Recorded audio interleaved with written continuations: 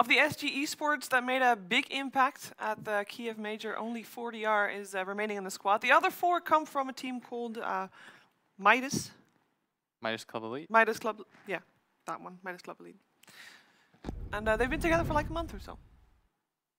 Standout player for that, Will? 40R. Yeah. I think he's just a really stable core. I've run into Laposa a few times as well. Good player. I think this is probably more even of a matchup though than people realize in terms of.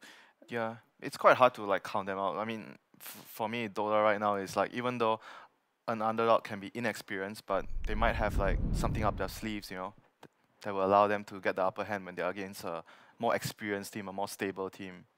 Because when you think about South American Dota versus Chinese Dota, you think of 2 very different styles clashing, right? Is that still the same? Are we still living in that same world? Probably. I'm not sure because we have to see. Mm-hmm.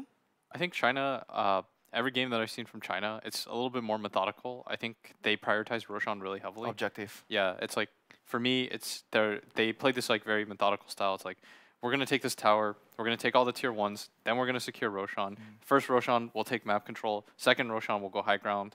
And it's like there's an order to it. Whereas South American Dota, they're looking to kind of put you off pace a little bit more. They value map control, I think, a little bit sooner. And laning as well. Yeah. They draft very strong lanes. I remember in Kiev even though it was a different team, but I remember the games that when they played, they were really focused on picking very good lanes, and they were really fast at, if you try to split push against them, they catch you, they're really quick at moving in the map. Yeah. Yeah. Very different styles. Different styles. I do think that in terms of heroes, it's going to be slightly the same. I've heard that SG Esports at this iteration is undefeated with Lich. 10 games played. Says the Necro Picker. Yeah. Yes. Well, you gotta isn't do undefeated what with that you gotta do to win. That's true. And that's not going to be different for these teams. They will pick whatever they need to win, even if it's Lich. Yeah. I'd imagine just like preparation-wise, Vici will just look at the drafts. If it's anything like they do in the West, they'll just look at the drafts, say like, this show's very good for them. Even if we think we can deal with it, maybe we just get rid of it and get it out of the way. But what I'm most interested to see is like the clash of like bans and picks. Because I know in China, for example, Necro isn't valued very highly. Whereas I saw a lot more things like Faceless Void. I think Faceless Void was picked in almost every single game Team fight. that we worked. Yeah. Monkey King Faceless Void. Exactly. And so I think that style is a little bit more interesting to me just because, like he said, it's going to be a clash where they're going to pick these heroes that don't necessarily have the best laning phase, but they can team fight later on and take objectives and group up together. Whereas I think on the other side, SG Esports, they'll pick something a little bit more laning focused. They'll pick things like the Viper. They'll pick things that'll just flat out help them snowball. They have been liking Nyx Assassin as well. Does it kind of fit in that picture you're painting? It's like Winter said, at being really fast at picking people off and being able to just like pick off people that split push. And it's an annoying hero. You know, no one likes to play against Nyx. Like most of the mid players, they don't. Nobody likes playing against Lich either. Yeah. Ooh, and there we go. We are having the draft in front of us right now. So we're starting with the Nyx, with the Nature's Prophet band out, excuse me, and Asian Apparition as well. I guess nothing out of the ordinary so far. Is like AA first ban is like pretty interesting. I know in China a lot of the teams there, they like to, especially LGD, they like to first face the AA, and it's really good against the Necro that we were talking about earlier. So we might see an early Necro pick here. Who knows? They ban out the Lich. And the Lich and the Venomancer as well. So Night Stalker is in the pool and Veno is out. Yeah. I mean, if Necrophos, you say is not really that popular in China, I don't believe it's that popular for SG Esports as well. It's at least not in their top 10. Maybe we're just going to see it ignored. Nyx Assassin is going to be the first one up. Under the gates. And he fits in a lot of different styles. I mean, it's a general hero that you can't really say you pick him in like in a bad situation. The hero works generally, and a lot of mid players, like I said, don't really want to go up against the hero. And if you talk about SG, I think they are a team that will play around Adriano a lot, like 4DR. So having this kind of hero, and he's really good at Lina. Nyx is very good against those kind of heroes. So maybe that is the thought process that VG had against what SG Esports are doing in the game. Because sometimes when you don't have enough bans, like maybe take out all the heroes, you pick heroes that are really good against what the opponent likes to play. So it discourages them to pick those heroes. Yeah, that makes sense. They go for the Earthshaker though, so Night Stalker still ignored. I was surprised. I feel like NS would have been okay here. Yeah, But and NS is really good against Nyx, in my opinion, because like in the early levels, Nyx you can't really fight the NS, and later in the game, the vision makes it really hard for Nyx to go around picking people off.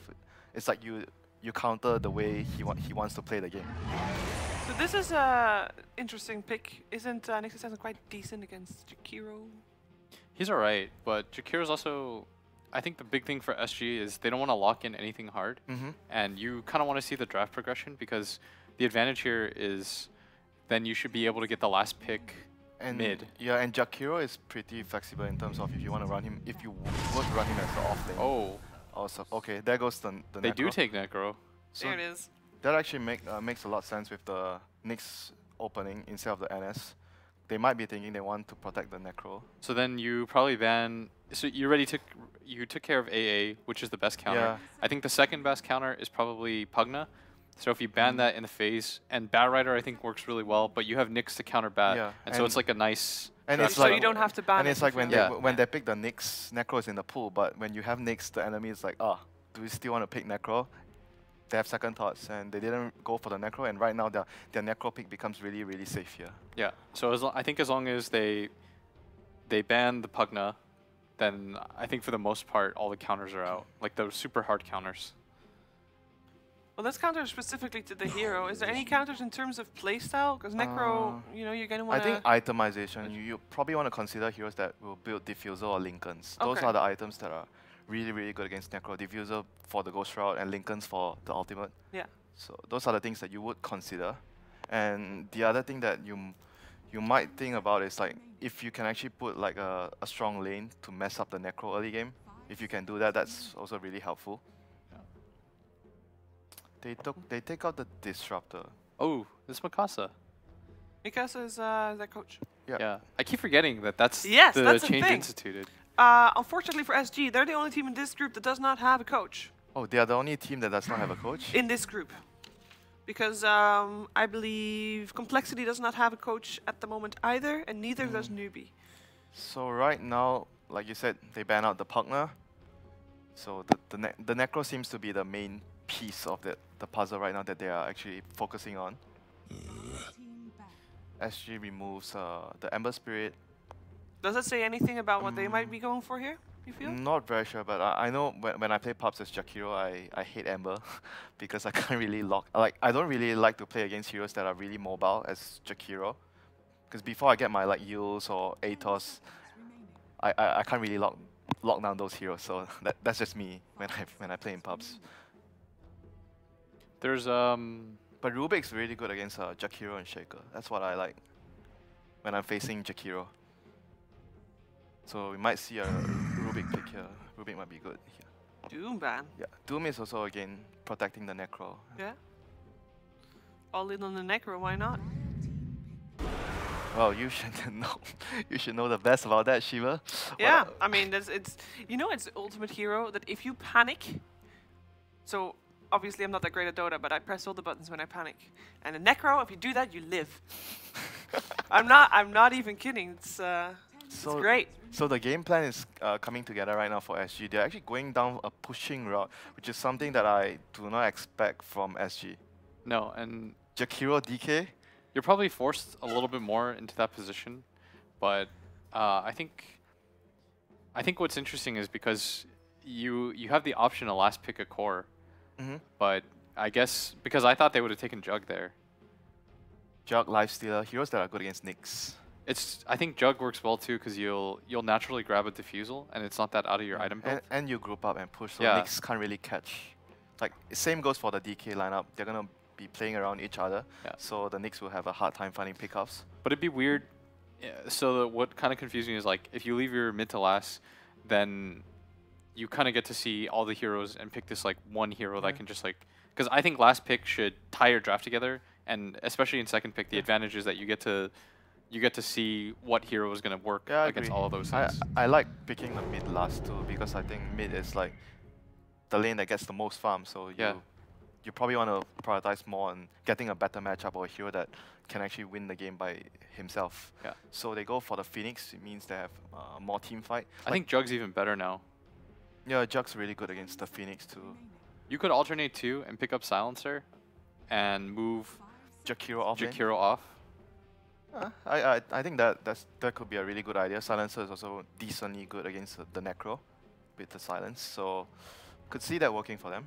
So in terms of game plan right now, is it correct to say that on the side of SG they look to just push down towers and try to just force fights while Vici is VG trying. is like really responding to that? They are trying to pick more team fight because when you're up against a pushing lineup, either you have a lot of wave clear or you draft team fight. So you use your team fight to defend the towers when they come. So I think VG are looking like they are going towards the team fight route when after they pick the Phoenix here. And Is this enough team fight? Do you need more? Maybe they might can need take a one Void. more. Yeah, I think that something like a Void would be really good. And Phoenix for them, I think, could still be a flexible pick. Can be position 5 or off lane. SG goes for the Puck. Really offlane Puck. Yeah, off lane Puck. Really good lanes. Very good team fight as well. Puck, Earthshaker, Jakiro. The only downside is you're up against the Nyx. Obviously very annoying for the Puck. It kind of makes sense why they banned the Ember. But I thought too that Nyx was... So Nyx counters all these offlaners that rely on being very mobile. Like this Puck that shoots the orb. If you get caught by Nyx Carapace from Invis, you just get blown up. It's like one of the best counters. Same with Batrider, for example. If you Firefly, the Nyx just comes on top of you, kills you. But I guess they value also having some more control.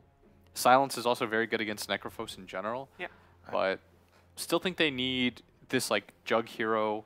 Something to bind everything together. Yeah. So I guess their style is less of newbie and more they want to be able to like, their carry, like you said, is going to be the guy who's like... Or they could pick something like an AM. So like, it is the Void. Yeah. We're correct on that. Yeah, you guys are on fire here. So right now, VG has this like team fight lineup right now. A bit of a cooldown dependent. Yeah. 3 of their spells has a very long CD. And if you look at SG, apart from Echo, the rest of the heroes don't really rely on a very long cooldown spell. So this could play to their advantage where we keep on fighting, and even if we lose a team fight against your heavy cooldowns, we are still going to run at you and we are still going to force towers or even get a Roche. Yeah. Void Phoenix in general too is such a sick combo because the things that Void's lacks, Phoenix can make up for. You add another layer of control because if you like 4-man chrono, it's really hard to get past that bubble. Yeah. It's not just about chronoing them, it's about chrono the egg. Yeah, and it just makes it really hard for them to fight around that area. And so they banned Mag, thinking that... Yeah, that's one of 11's most played hero at TI when he was in LGD. Things are still really open though for Vici. They could have they can shuffle things around. Yeah, they could have an offlane Phoenix or offlane Void and pick another carry. They can have an offlane Nyx. Yeah, I mean, but I think most likely the Nyx would be, based on the games that I saw, I think Nyx will very likely be Lamb's hero. He was going to take it to position 4. And they're going to pick another offlaner, I think. Phoenix should probably be their position 5 and they will handle it. I mean, they could still switch things around, but... And they ban out the Naga Yeah, side. Naga is a counter to Faces Void because of the chrono. Like Any he drops team the fight. chrono and you sing the song and everything gets reset, you waste your cooldowns and you lose the team fight. So their last pick coming out real soon. So if that Phoenix is a 5, looking for the offlaner, looking for Fenrir You hero. can see him clicking on the Batrider. They want to pick Batrider. Batrider is pretty good against Jakiro. I mean, it's the still in the Shaker. pool, surprisingly. It is one makes of their sense most that played heroes. It makes sense that Vici doesn't mind if it's in the pool or not, just because they do have the Nyx, and they have so many good ways to deal with it. Plus, Void is one of the better laners as well. Yeah. Wouldn't you want to have something that can do more damage in the Chronosphere, or is that no problem? They probably I just think want... they have. Well, this is the offlane Monkey King. Offlane Monkey King. Like so far, I've seen like 2 teams that do it. One is Mineski, and the other team is VG. And Monkey King, I think offlane Monkey King is really strong if you get a good start. Like the hero skills really well with items, and yeah, and he provides his team with a more team fight. You have a catch with the stun, the boundless strike. Just like a very solid hero. So I thought it was going to be Jug for a while. I think mean Jug for works. SG? Yeah, I think Jug works pretty well for them in general. I don't know if I'm missing any other carries. But how does he match up in the lane though against, let's say, if Monkey King and Nyx were to be I don't know. coming to his lane Jug, to dual lane? Clinks, Troll, any of these three. Like fast-paced hero. Yeah, you need something that can just tempo push. Oh, they take Arc Warden. Ooh, this is actually I think a really good hero with their lineup. Because basically, like the way they want to play this is like the 4 heroes will be grouping up a lot to push towers to take a fight, and Arc Warden will be like sending his clone. Like you're still there helping your team, and you have a lot of space on top of that to farm. You like the lineup? Yeah, I like the lineup. I will. I think that hero is like fundamentally broken. Arc Warden. Like there aren't a lot of people that play that hero amazingly, but when you show like the full potential of that hero, it's incredible. Yeah, I actually kind of like SG's draft more. I think they have they would have a better laning phase, and even though they don't have as good as a team fight as Vici, but it's a lot of cooldowns, you know. It's true. Well, we're gonna find out what's gonna happen. Lyrical and the Gods will be ready for your first match here for the first minor of the Valve Pro Secret. Enjoy the game.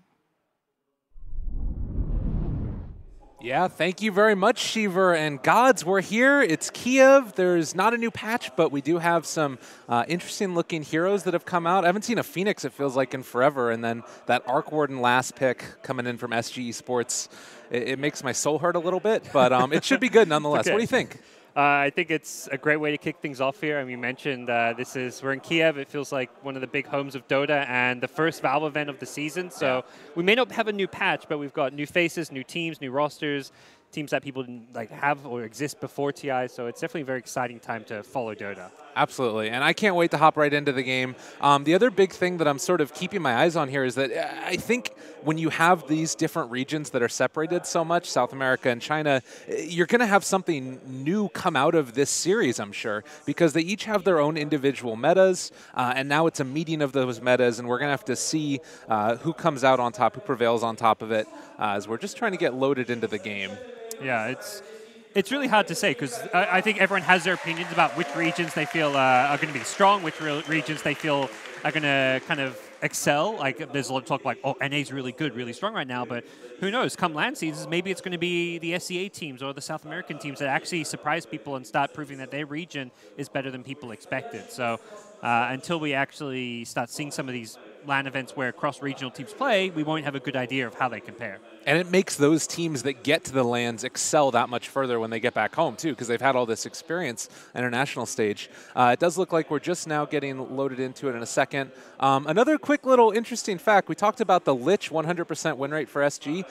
Also, Arc Warden, they've had 7 games on it, 100% win rate. So certainly a hero that they know how to play, and this feels like it's maybe that perfect time to bring it out in this opening match, particularly in this matchup where they're probably coming in the underdogs, I would say. Most people expecting this Vici team to do quite well. You know, Lanham and Fenrir being together. You've got 11. I saw him walk in this morning. He was singing a song as he was playing a game on his phone. He's feeling good about himself. You got Paparazzi as well. I mean, yeah. And you can list off every player in the team and be like, yeah, have something good really to say good about them. But I think Paparazzi was really one of the breakout players of the last year. He wasn't doing like excelling and doing well at TI, but in terms of his individual play, he was maybe you could say held back a bit by the team around him. But now he's found himself on a bigger name team with more veteran players, and potentially could really have a big year. So definitely excited to see what Paparazzi does this year. Is like what the highest MMR Chinese player, best solo mid player in the world. So.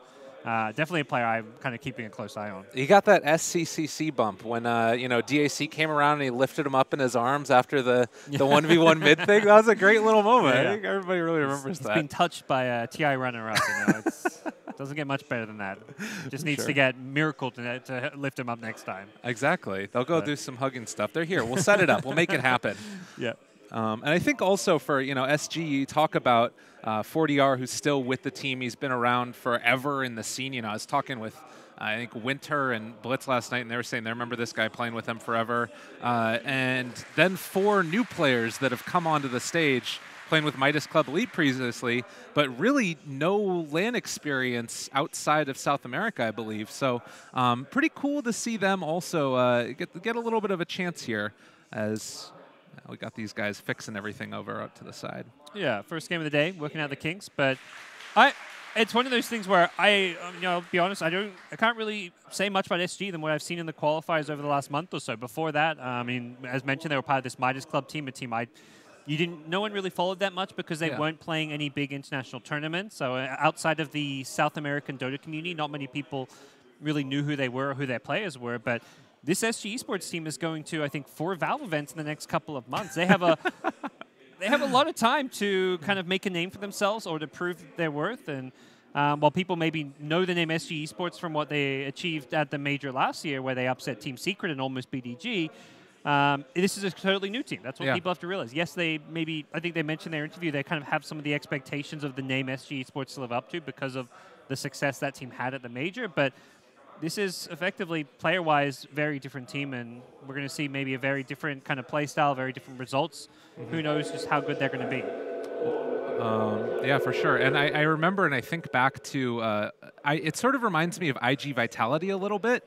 If you go back to what happened with IG during that period of time when IG Vitality rose up to prominence, it was 4 new players that come in and build around a particular person, which is kind of cool. It's like everybody's playing around 4DR, who's going to be hopefully that difference maker in this game on the Dragon Knight.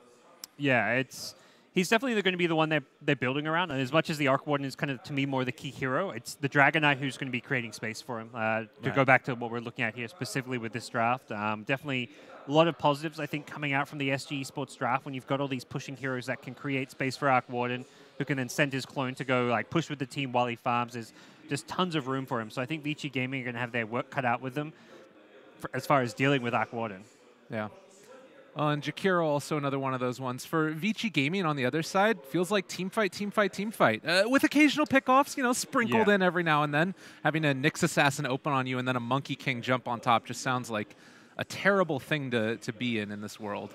Absolutely. I think you can't just have be too reliant on your big team fight, long cooldown ultimates, or you're going to play too slow pace, and that's where having the Nyx, the Monkey King, another great pickoff hero, is going to give them a lot of opportunities to make plays during the downtime of their big team fights. They could theoretically look to pick off the Arc Warden while they set up a team fight somewhere else on the map.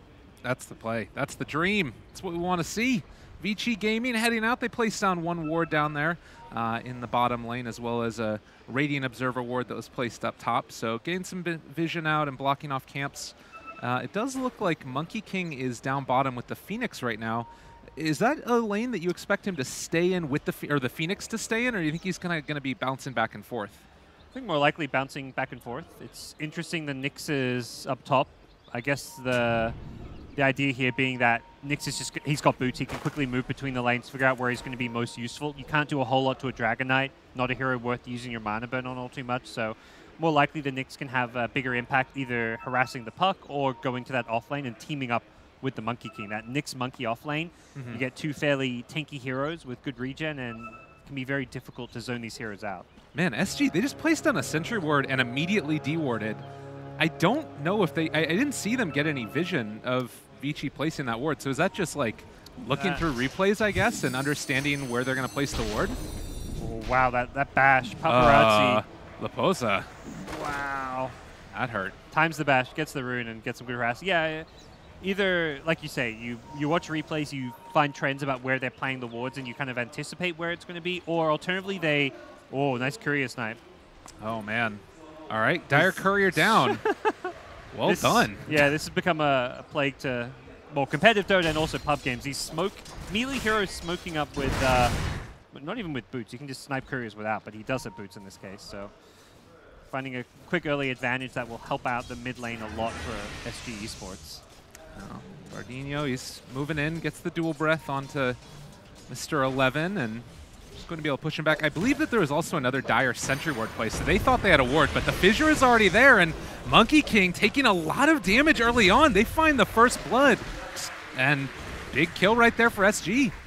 Yeah, Thelia, of course, has been right place a couple of times, finds a courier, then heads bottom, gets a nice little fissure block off, so good sequence of events. Very important to secure the Arc Warden's lane early on. This is not a hero you want to have falling behind from the get-go, so we will see them dedicate 3 heroes to secure the safe lane. And it is going to come at a little bit of a cost here. 4DR is dealing with the Necrophos, which is never very fun, but he's still getting farm there, and Deliacar not going to allow them to get any type of pull here, I don't believe either, so yeah. Walking it off. Good play so far in their Shaker. I believe they even saw that other Observer Ward getting planted at this bottom lane, so This should also be dewarded by SG Esports in due time. So this bottom lane looking very good for them.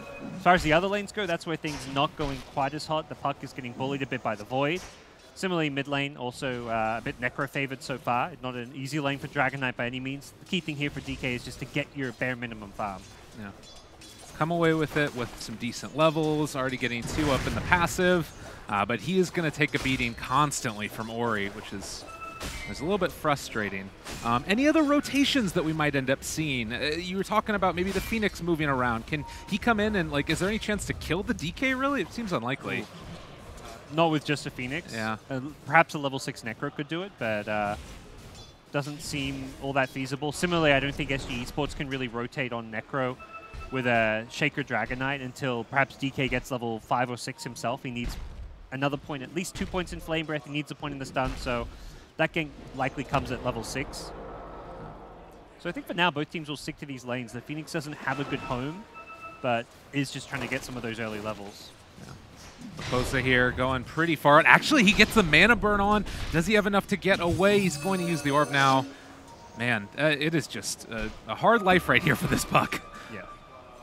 3 CS only against this Void. This top lane is definitely the big win for Vici Gaming. Seen a lot of the Faceless Void from the Chinese scene right now, and Vici Gaming showing just how strong of a laner he can be. I guess likewise, though, old 11, or young 11, excuse me. Sorry, 11. He's only 1-0 as well, so he's been having a tough time, too. Yeah, both teams have done a good job with their safe lanes. Vici Gaming just win it by the sheer power of the Void, whereas SG Esports had to dedicate a lot more heroes to this lane. So they even found a first blood out of it, and the first blood going to the Arc Warden means Costable's in a really good position to get that fast Midas up. Yeah, not to mention the Courier Snipe earlier. It's all coming together.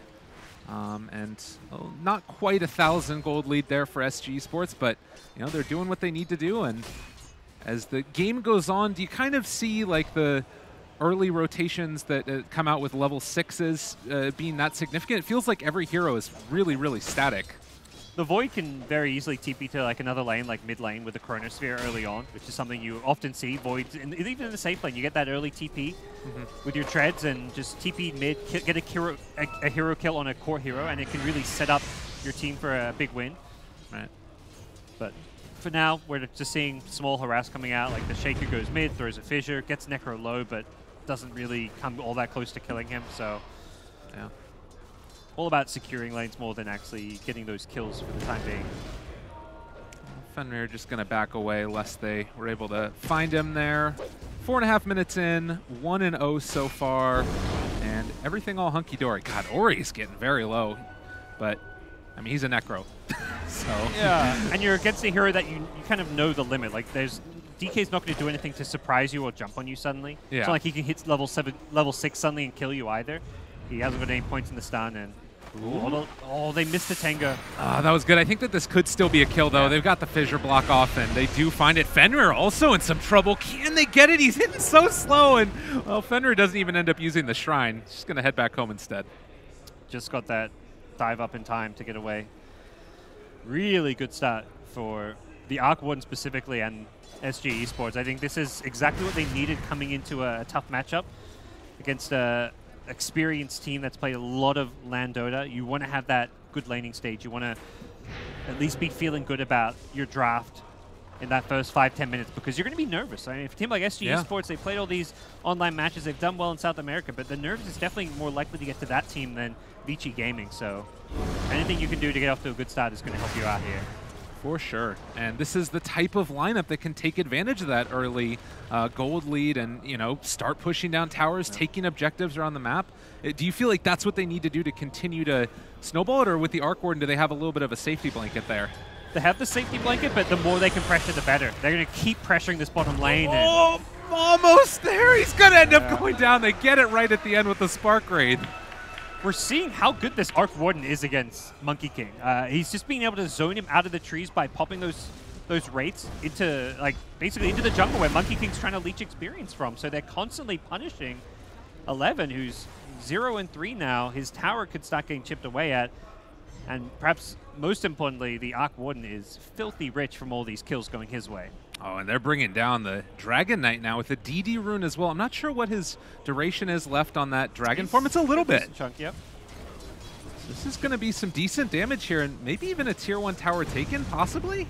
I believe this is going down. There's not enough heroes that can rotate in this early on. Void does have Chrono and a TP. That perhaps is the one thing they could try and do, but I don't think they've got damage. Like the Void Chronos, there's no follow-up damage to dump into it. So yeah, tower goes down. Vici Gaming can just sit and watch. 11 being a little bit of a butt right there, just cancels the TP of 40R so he can't get back to lane as quickly. We'll live through it as well, so they don't decide to go chasing for Monkey King. The really nice thing about DK rotating is it also has given the mid lane to Puck. Puck was getting bullied a lot at top, couldn't really get his experience, and also the farm. You need some money to get towards that Blink Dagger, so he was able to take over the mid lane while the Dragon Knight swung bottom to push down the fast tier 1. And even with the top lane vacated, Paparazzi gets the tower down to about half HP, but doesn't actually finish it off. Yeah, the Earthshaker coming in now, and so Theocor, he's also going to be able to pick up a little bit of golden experience for himself as Vici Gaming moving in now for a gank in the bottom lane. They're also going to bring in the Phoenix. Yeah. He just knows. He's top lane. He's going for a kill, and they may actually find Paparazzi. Oh, top lane. I believe in you. He's TPing out. Oh, barely escapes. All right. Audio cast. Don't worry, I got you. No, he didn't die. You know, the Russian observers, they knew he wasn't going to die. Exactly. It's like, who's this caster think he is? We got a smoke to follow. Oh, but he cancels his TP, Jakiro, so he's stuck down here still. I mean, was that intentional or no way? Okay. That was a misclick. Maybe tried to shift Q or something, but yeah. I always want to give the benefit of the doubt, but level 5 for him. He will be able to pick up a little bit more experience as this falls. I don't think that they can come down and save him, but they might not even realize he's there. I don't think they realize he's there. They saw the Arc 1 TP top, so that's like the sign, like, oh, Arc 1 left the lane, that means they know. Yeah. In their mind, it means that tower's being ditched, which it was. Ooh, mid lane battle possibly breaking out here as they are going to be in the area. I think Vici just, they're not going to try and force this, though. They're getting really good vision with this Monkey King, just always able to fly over the trees, scout things out. And it's making it hard for S3 Esports to get off clean initiation. With that said, they are going to rush an initiation item. 40R going for the Blink Dagger as his first big pickup. At least has that queued up for now. So once the Blinks come online, S3 Esports have a lot of pickup potential. Bottom lane, bottom lane, Chronosphere, bottom lane, bottom lane, bottom lane. There we go. It's going to be a kill onto the Jakiro. Paparazzi barely able to secure that one and back out himself. Puck might think about chasing this as well, but too far to go. Not the biggest kill for your first Chronosphere. Normally you want to look for one of those core heroes, whether it's the Puck, the DK. Dream hero kill is the Arc 1, who now has a Midas 9.5 minutes in. Yeah, that's something to talk about. We've got a pretty decent time on it, and he is top of the net worth. And, you know, you talk about some of these heroes having, like, pickoff potential, as we are going to see a jump forward. Laposa taking a good bit of damage. Dropped the Dream Coil to break the Ray, but he is still going to fall. Had just used that orb to farm. Yeah, that was well timed and played by Vici Gaming. But what I was going to say is it does feel like with like a initiation from Nyx Assassin and Necro, is that enough to find a kill on the Arc Warden if he's out of position? 11. No. They are going to try and get out of here mid at the very least. Yeah, the Arc Warden's a very tanky hero, which makes him hard to gank and kill. 1,200 hit points at level 7. So we'll see what kind of pickoffs Vici Gaming are actually able to get. Their damage output is not the best in the Chronosphere. Fenrir going forward with this. They've got a lot of heroes in the area, but they just don't have the initiation. Can't force the fight, really. Yeah, they want to get this Phoenix up to level 6 and start get that team fight rolling. Next Chrono's in 35 seconds, so we'll see if they group up and go for a smoke, try and find any big kills out of that. Yeah. This Arc Warden, it's so hard to gank an Arc Warden because he's always going to be farming in the safest place on the map, and he can use his clone, his Tempest Double, to kind of join up with his team. And with the Midas, this hero can farm very quickly in the jungle and lane. Just makes it very difficult to stop an Arc Warden from getting farm. They do see the Monkey King there, and he's going to take a couple pot shots by virtue of that tower. This is where defending gets hard. You know that Chronosphere is coming back up, so with the big ultimates online, S3 Esports, yeah, they're going to drop a Macropyre and just leave this tower be. I mean, that's great. This creep wave's going to be dead. It's going to take them a little while to bring it down, and they'll take some damage on the way. Yeah, Paparazzi will tank the tower shots, but ultimately this is good delay. They're going to send a Tempest double again, and everything just to delay this. I mean, this is great. Yeah, everything's going great for them, and they're going to push down the top lane as well. So Tier 2 tower is going to take a little bit of damage. And then in the meantime, Puck and Jakiro will try and hold on to it. SG Esports currently showing some very solid Dota. Well thought out, well played, and they are getting all the farm and moving around the map. Every time it feels like Vici Gaming go for rotations to try to find kills, they're just out of there. Echo Slam and an answer for the Monkey King. Get away! No answer at all. My God, SG just blew him the hell up. Their movement's really impressive right now.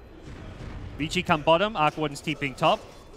Vici Gaming go mid, they're pushing top, they're delaying the push, and then they manage to pressure the top tower, the Tier 2, to 500 health while defending mid, and then they get a pick off. They're just being incredibly efficient with how their heroes maneuver around the map. Something that Arc Warden is just naturally good at, so definitely a lot of it is credit to some great play and decision making, but it also is the nature of their draft. They can defend these lanes, they can pressure Vici Gaming while keeping themselves in a very safe position. Well, I mean, yeah, and how many... Oh, dropping down the ward. He does see that Lanham is here, but I don't know if it's going to be enough, the vision, to keep him alive. He might think about popping the Shrine. Nah, not going to go for it. 40R punches Paparazzi a couple of times, but he should be able to walk away, and, well, a pickoff will happen against the Knicks. Yeah. Bosa? Oh, Silence trying to get away. Dreamcoil to break it up. He has get caught. Reaper's Sight will be there for the kill, and no other answer. So after a slew of good moves, a couple of questionable ones, and now it's also going to be Dragon Knight caught. He's not actually taking a ton of damage right now, but the Monkey King ultimate, that might be enough, as well as the Sunray, to finally bring down the Dragon Knight. Yeah, it's a couple of much-needed kills for Vici. They were just kind of unable to push towers, unable to find kills, and then finally the Knicks kind of coming online with that level 6, able to just scout around, use that Vendetta. This is where SG Esports have to be very proactive, getting those observers, sentries down together as they've done the mid lane. They dropped a sentry in that top area, but it was just too late. The Knicks was already in position to set up a kill and get Vici Gaming into that Radiant side of the map and find an additional kill in the Dragon Knight. So definitely a very volatile stage of the game where SG need to be careful not to give up too many kills, because these will often lead to towers. Look at this. Gustavus coming in. Is going to drop down. I was thinking the magnetic field, but just holding on for the moment, throwing out a couple things. Macro Pyre's down as well. Lanham's taking a little bit of damage from that, but they will again hold their tower for the moment. It's barely alive, but it's alive, and almost broke the TP there as well. Very close. They are definitely well versed in dealing with Monkey Kings, as we're seeing from SG Esports so far this game. So, like, Vici, it's looked a little bit better over the past couple of minutes, but they still haven't really addressed this Arc Warden issue. And him finishing off the Maelstrom already, is this going to be like a continuing concern throughout the game? Like, how do you feel like Vici need to play the next few minutes? Because you said it's a very volatile moment. They need to keep finding picks with the Knicks. Try and set things up with the Vendetta. Use the Chronosphere. You don't want to just be sitting around with it when it's up. Right now it's on cooldown from that last fight, but they really need to find an opportunity to Chronosphere every time it's up. They want to play at a faster pace to match SG Esports, because if they don't, Arc Warden's just going to out-farm them, out-carry them. The Boots of Travel is the really dangerous side of him, because that's when he gets that hyper mobility. He can be anywhere on the map much easier. He doesn't have to TP to towers. He can push with his team while his hero is somewhere else on the map. We also saw right here as well that SG, they were all grouped together because they saw the Knicks assassin right under the ward go Vendetta and walk their way, but Vici wisely going to back out now.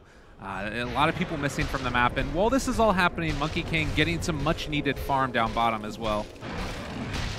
But a lot of Midases online for SG. They want to go late game with this. Yeah, the Puck one kind of interesting because you normally see the Midas after the blink. This suggests they're very comfortable right now. And like you say, they kind of want to go late game, or they want to at least have late game options. Yeah. I think if they were having a tough time, felt like they really need an initiator, you tell your Puck, like, you need a blink, we need to start fighting. But Leposa has had a rough game. He wants to play catch-up. He wants to get some farm. He knows his team is... His other carries, his DK. Oh, they found the Arc Warden. This is a big kill if they can find it, and they will. Very, very well done. That's the kill they've been needing and looking for a while and haven't been able to find, but Yeah, this is the danger where you go for this greedier puck minus and suddenly you've got heroes that just want to keep farming. Puck doesn't have the initiation option, and it doesn't free up the space you need for your Arc Warden, and that's where Arc Warden can get picked off, as we just saw. Yeah. Well, and that's going to be the important storyline to follow in this game, is how they start to deal with the pressure that's going to come from Vici, because it does feel like they have a lineup that can make stuff happen with any one of their big ultimates available. Yeah, and Chronosphere up, but without a TP. They saw the Void mid with no TP, so that did allow SG to actually get this top tier 2 tower. Nice little claim for them, but it is a trade for bottom lane as Ori gets a tower of his own. Necro's actually overtaken the Arc Warden on farm now with that kill and tower pickup. The Courier just walked past them as all of Vici is moving up towards the north, and they might actually find the Dragon Knight over there. It does look like at least Bardino, he's going to be caught it out, but it's really the DK. But he pops the Haste Rune, has a blink as well. He'll be able to escape. May turn around here if teammates nearby, but it doesn't look like they want to fight. Yeah, I think the better of it. Probably the right decision. Yeah, Chronosphere is a dangerous thing to fight into right now. Void's even got a Shadow Blade, so that Invis initiation being the key thing here for Vici Gaming. 2 Invis initiators, something where SG Esports are going to constantly have to spend money on more sentries, buy an early gem potentially, and this is an item that's basically designed to try and counter the Arc Warden. It's so hard to get to the real hero. He's always sitting behind creep waves. He's only sending out his Tempest Double, so getting these Shadow Blades allows you to actually run past a creep wave and try and initiate onto him instead. You wouldn't maybe see Void going for this Shadow Blade if not for the fact there was an Arc Warden in the game. Yeah, and that comboed together with Nyx Assassin means they can be just that little mobile hit squad together if they need to, or they can just have one other hero with both of the other ones, and it ends up working out in that fashion too. Blink Dagger for Earthshaker with an Invis Rune. He's going to walk in, finds himself a nice little opening, is going to be able to blow up 11 again. Chronosphere connects onto the Earthshaker, but you take that every day of the week. Oh yeah, nice little kill there, Shaker. Making up for the Puckslacker blink with an initiation of his own, and with Chrono down, suddenly SG Esports could look to make a play themselves, smoke up, make a move, but they need to be careful. They do not want to get picked off. Oh, Lanham just walked through a sentry ward, and now SG backing out. Yeah, that's key always. Putting the sentries with your observers so you can see that Nyx moving around the map without even having your heroes there. And that's exactly what they've got set up at that bottom side of the map. Very good vision from both teams so far this game. Lanham's not going to really find anybody else here, but we'll be able to go back towards farming. Level 8 for him. And looks like as this game sort of evolves a little bit more, it's a little bit interesting to me because you have the 4DR going for a BKB next on the Dragon Knight. And normally if you're playing like all of your team going a little bit more late game, then you will hold off on those BKBs sometimes. Do you like the decision? What's your thought there? I think he really wants to be able to push towers with the 4 heroes, like the everyone except Arc Warden, and then Arc Warden just push a lane by himself. So I think the idea is here that Dragon Knight is always going to be that frontliner and really wants this BKB against Nyx, Necro, Phoenix. Sunray is very obnoxious to fight into if you can't cancel as well. Does a lot of damage, so it does make sense as far as SG Esports getting close to being able, like, having all their items ready to go. Ooh. They find themselves a Lanham, and they do have a hell of a lot of Blink Daggers. The Puck just finishing off his as well. Lanham will hit the Jakiro, but will fall to the deck himself as SG find that pick-off you're talking about. Yep. Now trying to go. Maybe able to pressure this tier 2 tower, or actually better yet, take Roshan. That's something that if they have got the damage for, they may want to opt into, but not the easiest. You kind of set yourself up for a big Chronosphere, and I think the risk with Roshan is very high for them at this stage of the game when they can't bring it down quickly enough. The physical damage is all right, but it's not great. Well, they see 11. I think that they did at least. A lot of kings around that area, but he won't get jumped upon as Vici thought that they might be going for Roche, so probably a very good decision for SG not to go into the pit right that time. Yeah, it seems like the smart call there. Just fall back, farm, get some more items on Arc Warden, get his Mjolnir up. Would love to see this Arc Warden get a Shadow Blade afterwards, just so we can get to the backline, similar to what we're seeing Void and Nyx try and do. If you can get a Shadow Blade and Arc Warden, suddenly you just Shadow Blade past, find someone like a Phoenix, and Phoenix may just die, or he's going to be forced to use his Supernova in a very inopportune way. So yeah, we'll see where Arc Warden looks to go next. Ori finishing the Radiance as well. Hey, look at that. I feel like I've seen that story before on a Necrophos, and it makes me sad. Oh, yeah. Well, a lot of BKBs coming up. Necro has one queued up. Void is building one, so... Jakiro up here top. They are going to find it. Fissure to try and break. They actually turn it back around. Gonna blow up that Nyx, and I think he dies here. He does go down. So a nice pickup. Vici again denied. Yeah, Nyx is so eager to set up kills for his team, knowing that if he can find someone, he just hopes that the Void can get there in time for a good Chronosphere, but he was just a little bit too far away from his teammates when he sets that one up, and you can see how confident Vici Gaming feel right now when they're making, when they're probably telling their Nyx, like, go and find us a kill, open up the game for us by just Vendetta, Impale, see what we can follow it up with, but they were just a little bit too eager to actually initiate there and unable to convert it into any kind of a key kill or a tower. SG Esports have just played some really good evasive Dota. Like, they've only fought when they've had a numbers advantage or they've had the right map control. They can see the Nyx with a sentry. They've given this Nyx very few opportunities to actually find pickoffs. So we've all seen what Arc Warden can do late game, and we've seen how hard it is to push into it. Is it really going to be that bad for Vici if this game continues in this fashion without them making stuff happen around the map, or do you think it's going to be okay? It's pretty rough, this game against Arc Warden. The Nyx is not going to be able to solo kill him by any means, even if you can find the real hero, so it really comes down to the Void finding Arc Warden.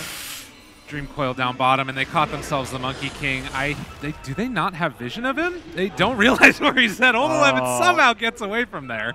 Yeah, they had the macro pie. They could have chopped down some trees, but I believe they don't realize the ice pot hit. Oh, he whiffs. Slam a little bit off the mark there. Fenrir reveals his position, but cavalcade of interesting decisions over the past couple minutes, and nobody dies. Yeah, big spells used, but no heroes going down. Yeah, that bottom one, I guess they just didn't get the vision they needed to understand where the monkey was. Yeah. Top lane, perhaps a bit of those nerves getting to Theo on the Shaker. They do have some extra vision now off to the sides, throwing out these Spark Wraiths whenever they get an opportunity to. But Vici still sort of being denied damage onto the tower since their creep waves just keep getting macro-pired.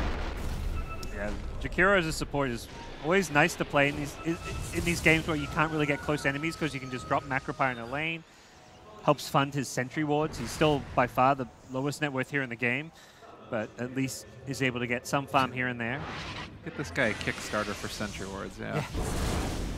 A lot of Midas coming out. You mentioned that being something earlier. The Nyx has picked up one going back for a blink after it. Phoenix also close to a Midas, so both teams anticipating a longer game here. Yeah. You get the XP gain as well for the Phoenix, get towards those later talents. In the meantime, it's level 15 on Arc Warden, and Mjolnir done with the Midas and bots. Just such a hard hero to deal with, as looks like Laposa might be in some trouble. He had used that orb again, and, well, phase shift is still going to go down here, most likely, as Fenrir picks it up. They're looking for a counterplay, though. Well, are they going to be able to get him? The jump in, they caught him. Earthshaker, a quick kill onto Lanham, and 11 canceling that Wukong's command. Nicely played. Bottom lane? They build something? Just an illusion. They will Tempest double. Or he just trying to get some extra farm and pushing out this lane. Real Arc Warden still around this top lane. Not sure they are aware of. Yeah, they would have seen Young 11 there, but he is getting out of there. It's going to be hard for me to start calling him Young 11. Yeah. I guess he's just 11 now, you know. Yeah, for sure. We also saw the Phoenix pick up his Midas, or its Midas, rather.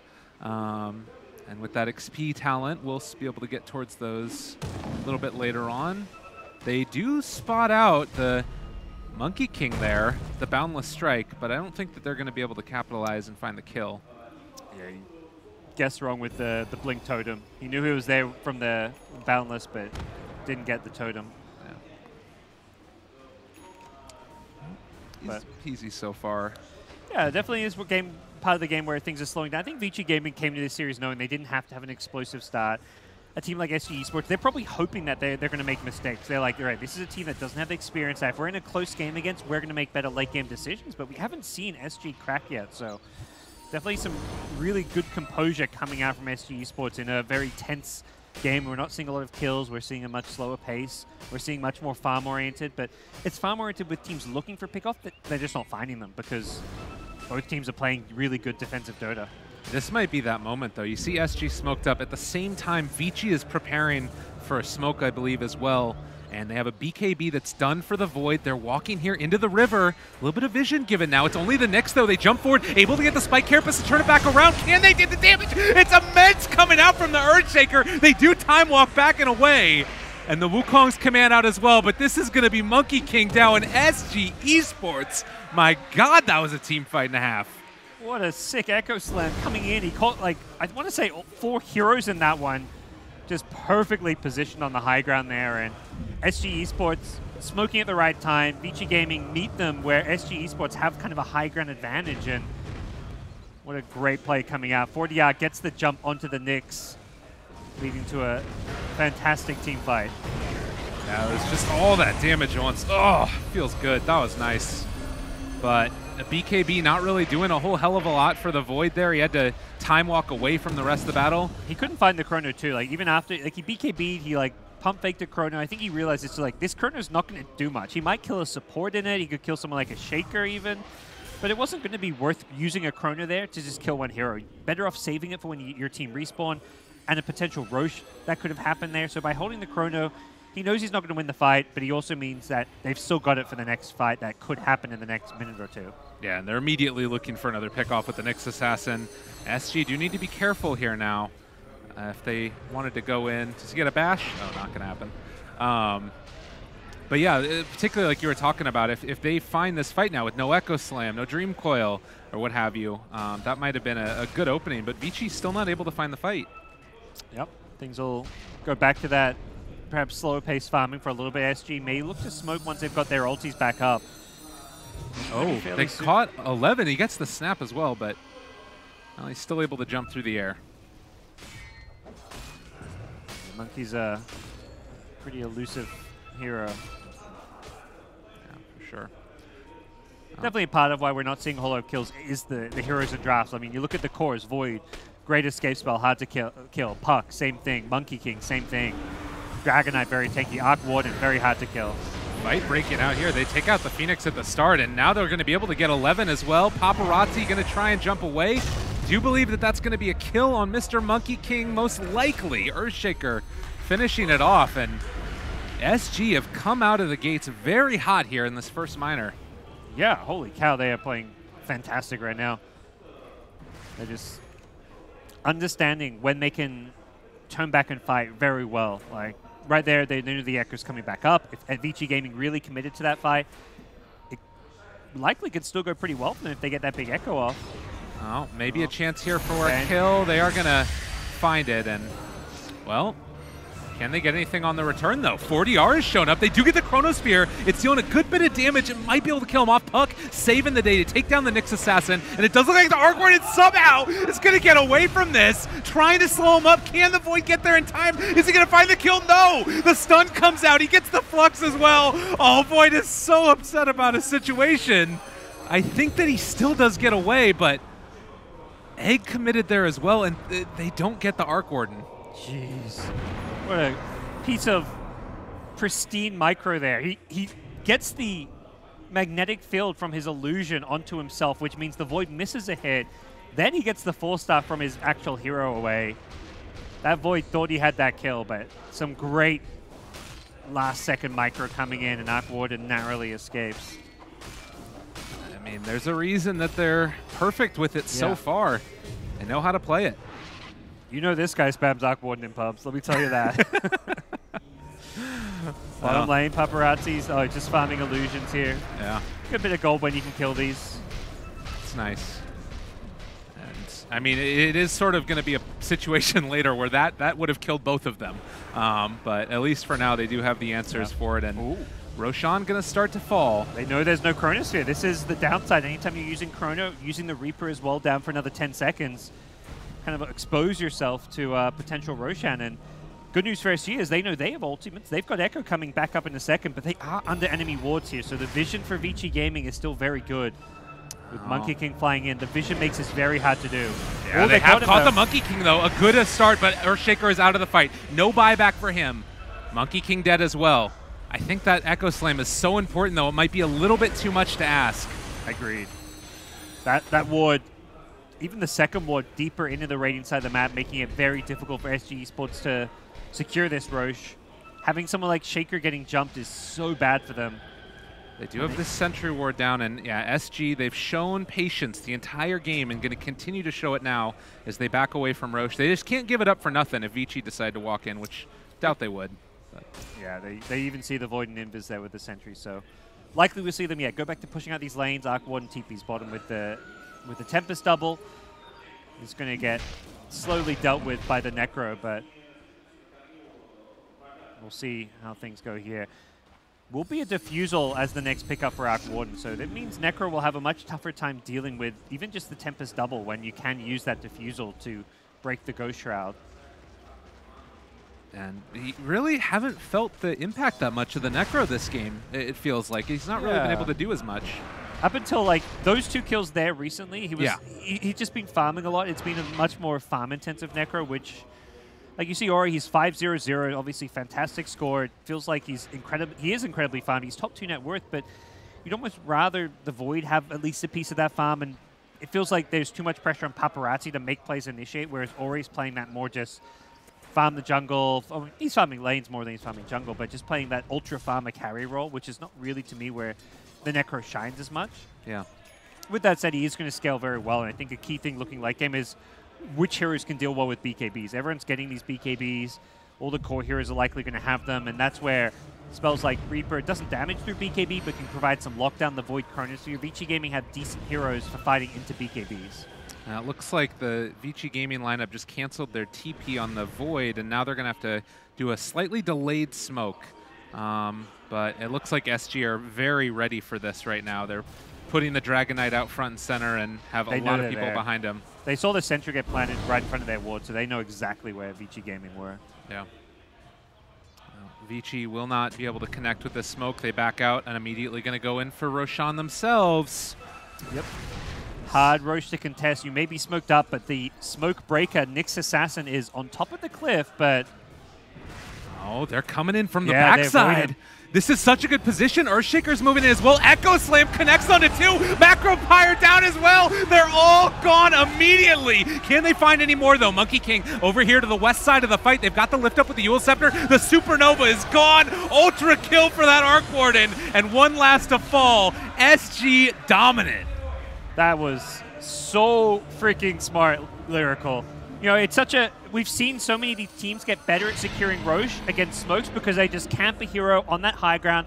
The cliff where Nyx was is a great place to be. The common thing is you smoke, you go right past your Ancients, you go to Roche. No, they go all the way around. They bypass where the Nyx is at. They even scan, so they knew a hero was there. So they scan where the Nyx is. They go all the way around. They get that Blink Echo. This Shaker has made some sick Echo Slams this game, and Aegis secure. This is going to be 1 lane, possibly 2 lanes of racks here, very quickly taken. No chance to use Chrono, no chance for Necro to get off any spells. Oh, look at it. Oh, it's beautiful. And like you can see there, the Supernova comes out and like, it's just, it tried to do anything to turn it, but they were ready as soon as that happened. And yeah, the Arc Warden getting Ultra Kill at this point is just gravy at this point for him too. 3,000 net worth ahead, the next highest. Oh yeah.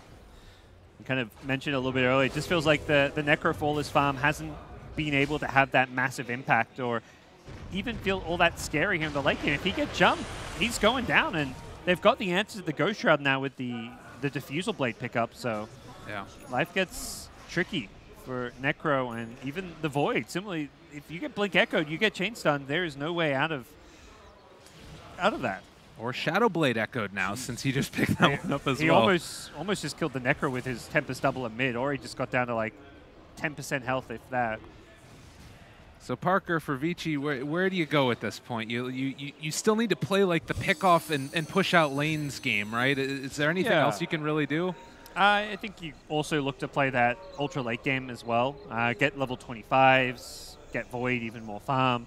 He's building towards that MKB, so he has some Arc Warden solutions, but the key thing in every fight is who's gotten the jump. If Nyx starts a fight, Vici Gaming or Void starts with a chrono, you're going to win the fight. But all the fights we're seeing SG take, it's Earthshaker, it's Puck, or it's the Dragonite with a blink stun. So it's constantly been SG Esports getting the jump, and that's something Vici Gaming have to use smokes, have to use their vision to prevent. They need to be the ones starting fights on their own terms. And they have a gem as well, I believe, on the Jakiro. So On the, yeah, it's on the being past the Dragonite now. okay, But yeah. past the Dragonite. Yeah, it's feeling like they have all of the answers that they need right now. Paparazzi, Silver Edge done. Going to help a lot with the Dragonite taking away that armor and regen, as well as just the damage reduction is another big thing. But they need to find that opening, and with the gem online now, it feels like those opportunities are going to be few and far between as SG parked up top. Yeah, SG knowing they can just keep these lanes, this top and mid lane pushed out pretty easily with the super creeps in mid. Their heroes in top, there's no enemy vision on them in this dire jungle since they've got the gem. There's still some good dire vision around the bottom side of the map, so it's definitely something to be wary of, but perhaps more importantly, they position themselves in mid and top while leaving the Shaker at bottom. So Shaker is waiting for a pick-off at bottom, knowing that Arc Warden can TP in, so very smart position for him to be. Oh! He's got some quick fingers. Dang. And now your last Pyrex goes down the mid as well. Man, this is so scary to fight up against, my god. Yeah, they may lose a Rax off of that missed Chronosphere. Yeah, it popped the ulti as well for 40R. They're ready to go. The only thing is they don't have the Earthshaker with them right now. Vici might not be fully aware of that. He did pass by a ward, actually, so they will realize that Earthshaker is coming in now, and this is going to probably be the go mark. Monkey. Monkey King. He gets hit. There's the stun. They catch it down, take down the tower as well. It's going to be a big old hit, and they are trying to bring down the Dragonite. Is he going to end up falling? He does finally die. So they lose their DK. The buyback from the Monkey King is there as well, and well, Monkey King, maybe he's gone a bit too far this time around. They turn to fight, and he is dead in an instant. It's not been a 11's game, that's for sure. Vici Gaming will hold for now. With Dragonite down, I don't know if SG really want to continue this push. Even sieging the tower with Arc Warden is very dangerous and risky. You may have an Aegis, but they can easily kill you twice. The Tempest double can be brought down pretty quickly by the Void as well. So we are seeing Vici Gaming hold their top lane, but the gold lead over 11,000 now, and something that Vici Gaming going to have to try and overcome as they are down the lane of Rax. You see this SG team, and they're feeling good about themselves. The Puck throws out an orb, blinks in, hits the tower a couple of times, and then orbs out. It's just no care at all, really, for what Vici come to do. They just seem to have all the answers, and maybe up top, another answer coming up. Echo Slam laid out, and, well, they didn't end up being able to TP in onto the creeps. It got taken out by the Necro, so they can't kill them off. Yeah, that's the play they were looking for earlier at bottom. They're just sending the Shaker to a lane by himself, knowing that if he gets initiation and Arc Warden can TP in with the travels, it's going to be a kill. Perhaps you see something like that and Arc Warden may consider getting the level 2 travel so he can TP on the heroes, not just creeps. Yeah. But for now, it is going to be a Manta build-up. So Manta Diffusal, a lot of mana burn, a lot of right-click damage. Very good against Void, a hero that if you can burn Void's mana, like one fissure or a couple like stuns, just chaining him down, is going to make Void's life impossible. He loses his mana, suddenly he can't get off a Chronosphere. So very handy item build to be going. And the other thing that I'm seeing, and it sort of is, it seems so simple on paper, is how well SG push out their lanes constantly, whereas Vici, their heroes don't really do that. Like, it's really tough for Vici to keep these lanes pushed out constantly, and that means that they're at a vision disadvantage. They constantly have to be like playing, you know, babysitter to it. It's tough. That's a really good point to bring up. Even support, like the supports do, like the Jakiro, you drop a Macropyre, lane's being pushed out. Arc Warden does it with 0 risk with a Tempest double. Puck, very low risk with Lincolns and all that. So the ability to push out lanes without exposing your heroes is something that is always good to have in a draft. Yeah. And Vici Gaming, anytime Monkey King's gone to a lane, he's just been dying all his 0-11 game for 11. This is, maybe they're wishing they picked that Bat Rider here. Oh, okay. They won't end up dropping a Chronosphere on that, thankfully. Thought that they might have had that hero, but All of SG is still up in the top lane, with the rest of Vici running away. Even plays like that just impress me with this Arc Warden. Like, send out one of the illusion while keeping the other next to his hero, so he doesn't... he tries to basically bait the Chronosphere using his newly picked up Manta. Do scan the monkey here, and we'll see what SG look to follow this up with. I mean, at this point, Nyx is just looking for any kill possible, but SG are playing it so safe, and they can keep those bottom lanes pushed out. Arc Warden, again, pressuring, meaning that they are going to force the Necro back, and he has to deal with them. This is a rough life, and God, look at the damage Ori's about to take from this. That is a Tempest double. That's pretty painful. Yeah, it's an illusion with 0 risk involved. Feed a little gold, but no big deal. At this point, if you're SG, you just wait for the next Roche, most likely. You don't really need to do anything unless there's a big pickoff. Yeah, you're not playing passively. You are still pressuring, like you say, push out all the lanes and then wait for that big pickoff. If you get that big pickoff, you may be able to go. Yeah. Do they see 11? Playing a dangerous game. The BKB is out from the Tempest double, and the Chronosphere could be there in a little bit if they wanted to. Man, the Necro dropped down to about a quarter HP. Impale is out onto 1. It's only the Earthshaker. He gets forced away. Can't even get the Chronosphere off. Blink away. Oh, no, no, no, no, no. That is not the way you want to play Dota. The jump forward for more 40 yards smells blood, and he wants to take all of it. My God. They're being styled on. This is like, I mean, a fantastic draft. Like the panel, they all liked SG Esports' draft. They knew the Arc Warden was going to be a good pick and a good fit, but Ori will get a kill here. But the individual plays, they're just outplaying them. Yeah, they take down that Earthshaker, but it comes at a cost. The buyback from the Necro is there, and at this point, there is very little to hold on to in this game for Vici Gaming. My God. Well, Necro also even just going to be ran at here. The silence comes out. They do have a Shadow Blade there from the Void. He'd used Chronosphere earlier. They take down the Necro as well, dead for 2 minutes, and that is going to be GG. SG come in and blow up Vici Gaming in game number 1. That's a win where you feel really good. It was just such good individual plays at various times, and also just really good teamwork and synergy. They knew when to fight. They knew when to turn it around. Everyone was on the same page. And like some of those individual art plays where you're dodging chronos. We saw, what, like 3 missed chronos, yeah. Smiles all around. They're probably just sitting there laughing. The Shaker's like, guys, you see what I just did? And then you've got probably the DK saying, oh, I did the same thing like earlier in the game. You know, everyone's going to feel good about a win like that when every player stepped up. The Shaker especially, definitely, to me, the stand-up player as far as making the key plays, the big plays that won them the Roche fight, the big fight in the mid lane where they got the 4-man Echo Slam. Overall, really impressed and blown away by this SG Esports team. And that's the thing to me too, is it wasn't just the draft. Like there was a draft, really good draft from SG, but it felt like it was more the decisions that were made in game and the like choices, the team fight coordination, all of that. So like going into game number 2, trying to think about how do you resolve that, maybe just like draft in a way that throws them out of their comfort zone, I guess. Yeah, and I think for Vici, a lot of players need to step it up. This game we saw a terrible showing from 11 in the offlane. There's not much that can be said about it. He had 0 impact on the game. It was really rough because he's against the Arc Warden Spark Wraiths. He's also against Jakiro, so there's a lot of heroes that can deal with him. Yeah. Void, I think, had a pretty rough game as well. Missed multiple chronos. Necro, we felt farmed too much, so I think a lot of their players could have played better, and this game would have been very different, but definitely hats off to SG. They made the big plays when it counted. Definitely. Well, we'll have to hear what the panel thinks about it. We're going to go into game number 2 in a little bit, but first, back to Shiva and the panel.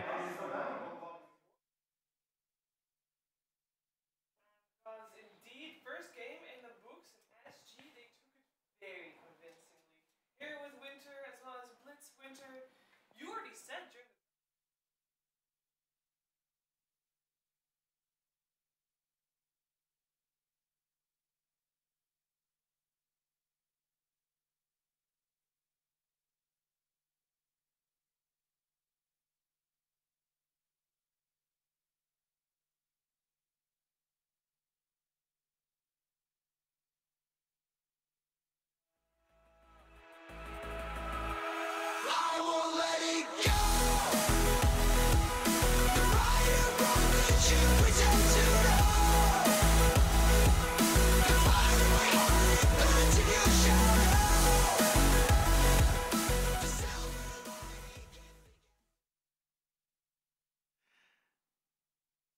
SG Esports walking away with their first win here in this best of 3, just game 1, but they made it look easy. Winter, after the draft, you already said that you thought SG had the better draft, had the upper hand here.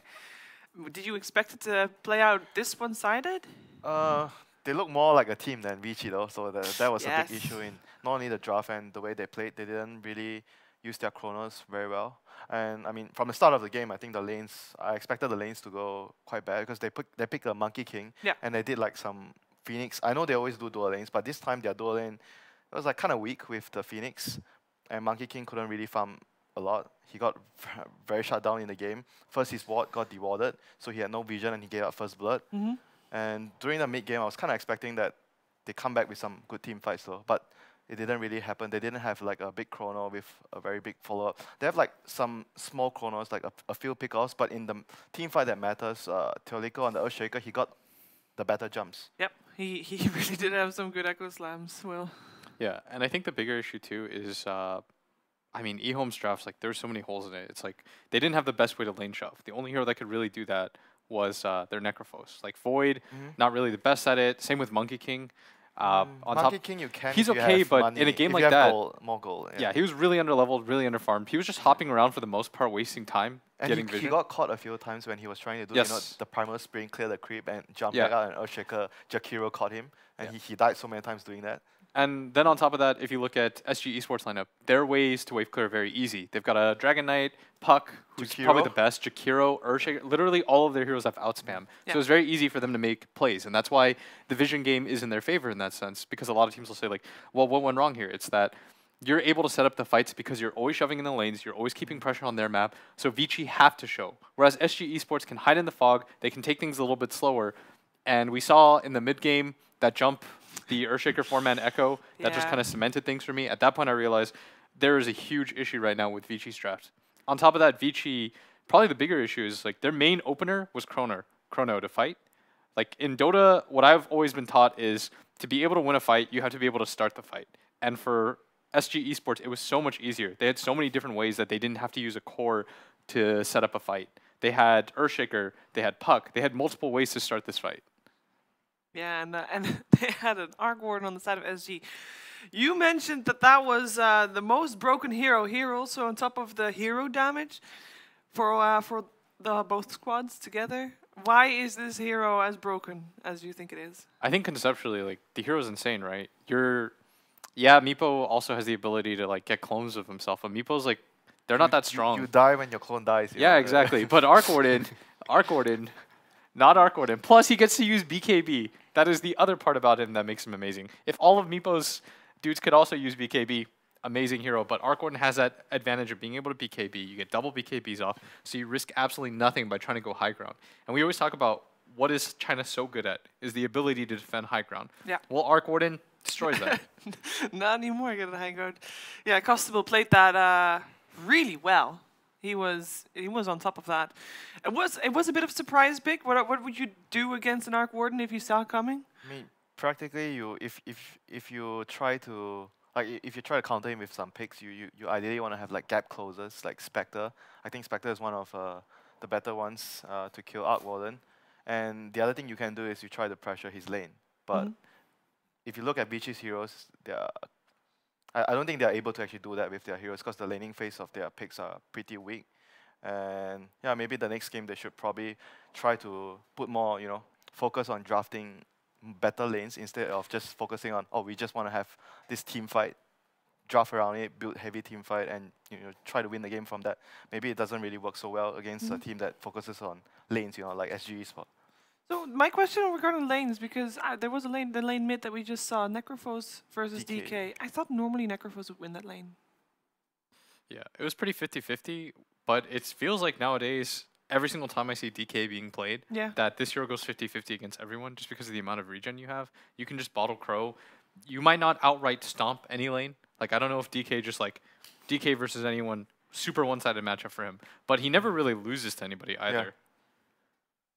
All right, well, we have highlights coming up from this game. If you missed some Echo Slams, they are right here.